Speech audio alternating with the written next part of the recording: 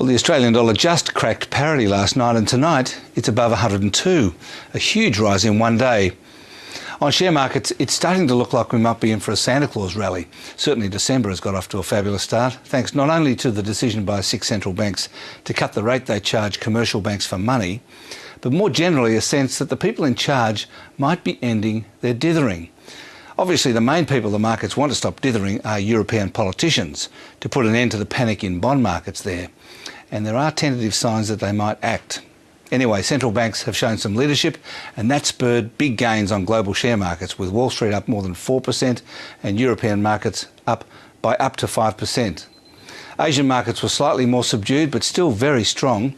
And some of the biggest rises were seen on commodity markets, where copper jumped 5.3% and zinc 6%. And the other big central bank news today was that the People's Bank of China has cut its required reserve ratio, which refers to how much money the banks have to keep on deposit at the PBC and can't lend.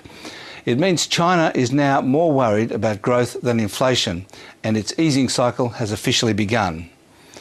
As a result of all this news, the Australian miners woke from their torpor and led the Australian market higher. BHP went up 4%, Fortescue 5.7%.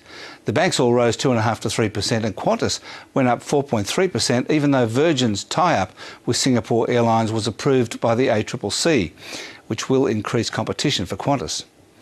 And finally, some poor economic data about Australia today. Retail sales are basically flat, building approvals fell a lot for the second month in a row, and manufacturing is contracting.